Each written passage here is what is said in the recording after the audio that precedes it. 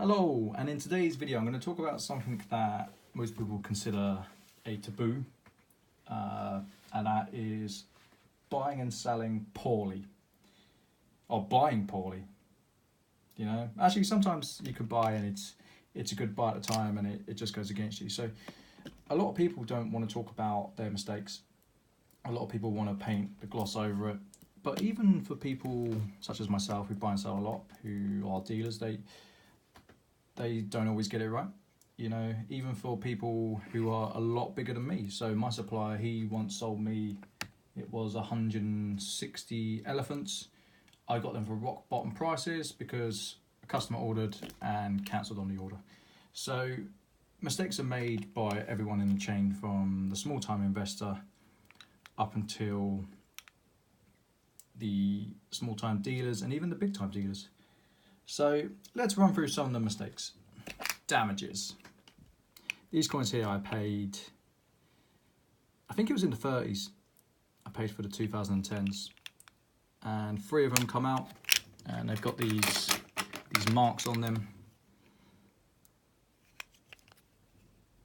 I can't sell these for a profit, you know. I've lost money. I'll be lucky to get maybe 25. Very lucky to get 25. It'll probably have to go to the 20 to 22 mark. We're okay on this side. You know, this is just bad luck.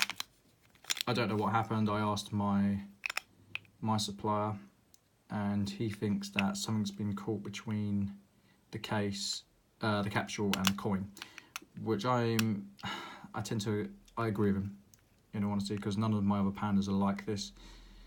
It could have just been a bad batch, considering they all come from the same sheet. So this is misfortune, but it's still a loss. It's a paper loss, you know.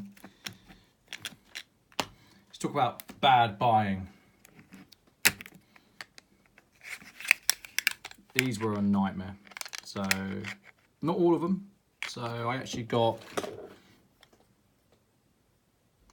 the later ones I made good money on, but I had about 20. I bought 40 of these in. They cost me 37 and change. So I've been selling these for cost plus post, which sucks, but it doesn't always work, you know. And I think this was a steep learning curve for me.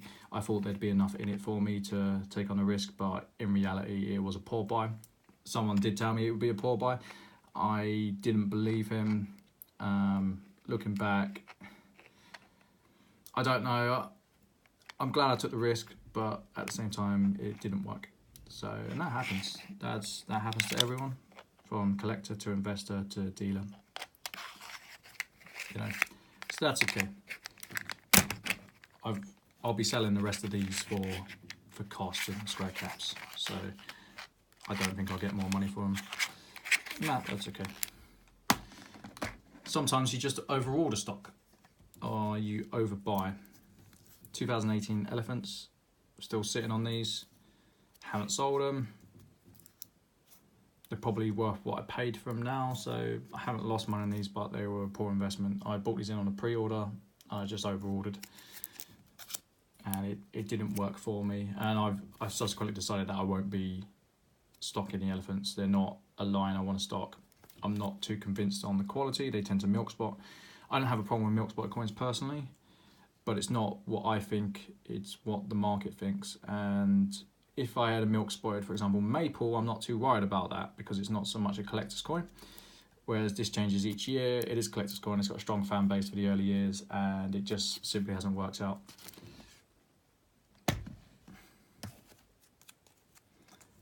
Now this coin, this is a 10th Philly. I really like the Philly design. It's not for everyone. Some people think it's bland. I bought this because I love 10th coins. What I didn't factor in is that these are just not that popular. The odd person buys, but I've got 3 of these on my books. I've been sitting on 3 of them for a while. It may be because it's the summer. They were attractively priced compared to my competitors and peers, and it just didn't go. And that's okay. You know, sometimes you need to learn from these. I thought that because they were a 10th, it would go, because it's still bullion, like the Krug, like the Maple, like the Eagle, like the Brit. But for whatever reason, people haven't taken to these, and that's okay. So sometimes you're wrong, you know, it's not. It's not the market, and you just need to take it on the chin and learn from it. So there's probably, I can't reduce this much more until there's a loss. I might take a small loss in it, and that's certainly okay. You know, you're not meant to win on everything, even like I said, the big boys. Another one I ordered in Gold Miniatures. There's two reasons why this hasn't worked. Firstly, I overestimated the collector's base. Or should I say, I underestimated the amount of people I have on my books who are interested in gold to buy from me, which is a shame. I think I priced fairly, so I priced these at $57.50 delivered.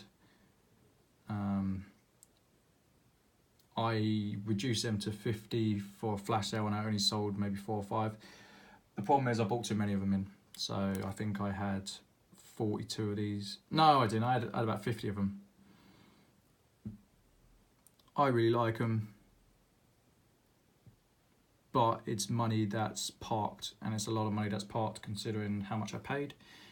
I actually misworked out the calculations for the translation. I was half asleep, and I was so keen on getting these small gold coins because this is what I specialise in, this is what I like to deal in, and it just didn't work. I messed the numbers up, so I was out by about 3 or 4 euros.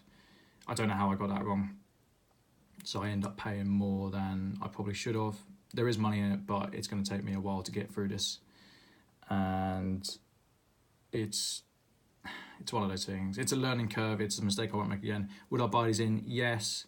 I'd like to pay slightly less, and I'd probably buy less in. So let's talk about trend change. Now, I bought these for a fantastic price. What happened? Well, another dealer actually bought, I think it was like 4 rolls, so about 80 coins, 100 coins. I'm not sure the amount he bought, but he flooded the market. So I was selling these for 170 a pop, maybe a year and a bit ago, and that was good value back then. I've seen these going for around 130, 140 now because the market's been flooded, and it's a real shame. I'll hold on to these because the market will go back up. They're a sought after coin. They're actually probably one of the nicer coins in the Lunar 2 series. But it hasn't worked because of how the market took to it being flooded. And that's going to happen. I had recently bought a batch of new old stock. I bought 500 Brits. I subsequently sold those to, well, the majority of those to someone else, and he flooded the market. I won't tell you who, but so the price went from maybe 35 a coin. I think he sold them for 22, 23. So, but he's made his cut, I've made my cut, but the market's still temporarily down. I've still got a couple of those Brits left, maybe 20 of them, and I will hold on to them because there's money in them, and there's money in these. I don't know what I was doing when I was buying these. I have no idea. Slap on the face for this one. You know, it just didn't work in any way, shape or form. It was just the wrong type of coin to buy. I'm not big into kooks, and the problem is I bought too many of them. I think I've got about 10 on the books. And yeah, I'll say no more. I don't want to be reminded. I've got a couple more things to show you, and then that'll probably be me done. So these were probably a mistake. So they're not gold or silver. The strike of the day, Isaac Newton's. I paid 20 a coin. Now these are a poor buy because I know nothing about these types of coins. You know, I shouldn't have got into this market. It will never be my market because I find it a bit boring, but I really love the coin. I was going to gift one of them, but I never got around to it. So yeah, probably a poor buy due to lack of knowledge on these ones. 2 more.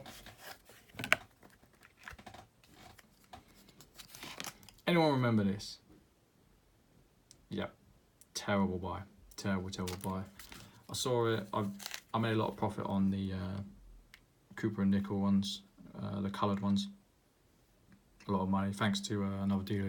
He tipped me off. I think I bought 20 or 30 of them in, and they done very, very well. So I was over the moon for that. unfortunately, I just like this and I bought it. I don't even know why. There's no money in this going forward. I don't think there'll ever be any money. There's only a loss for this. It was priced very highly and I was just a bit of an idiot for buying it. However, I do like the coin, and you don't always have to think of the profit going forward, so I'll potentially keep this one just for me as a reminder on the wall of shame. And plus I like it, so. And last but not least, this one I'm kind of scratching my head about.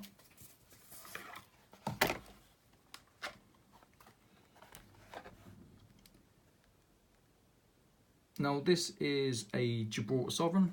There's 499 in mintage. It's actually 1/4 ounce. 2017. The design is actually by Petrucci's granddaughter. It's a very effeminate look. It's actually a really nice coin, and it'll probably grade very well. I picked this up at a pawnbrokers, believe it or not, and I thought they'd mispriced it. I maintain they mispriced it. These have been selling for £500 plus. The only problem is I have no collectors for them. So, and as I don't really use eBay, it just hasn't worked. It really hasn't worked for me, which is a shame. I think there's money in this, so potentially it's not a bad buy on the face of it, but it hasn't worked for me at the moment. So yeah, I just wanted to run you through some of my bad buys, because it's not always rainbows and butterflies, you know. Sometimes it's hard graft, sometimes you have to take a kicking. Sometimes you take 5 steps forward and 4 back. And that's okay, it's part and parcel of what we do. As long as we can do well in the long run, we can have coins that do very well for us. Now this was bought for spot, so I've done very well on this. As long as we can make more than we lose, and I do very well from this, I'm not going to lie, then I'm okay with that. But I just wanted to put out there that even someone such as myself, who has a lot of knowledge and a lot of skill in what I do make losses like everyone else, and it's part and parcel, and it's how you deal with those losses that will develop you not only as a character but also a trader, but also as an investor and an individual. So thanks for watching. I'm probably going to put another couple of videos up today. I'm really in the mood to put some videos out, and I hope you like, subscribe, and most importantly, take care.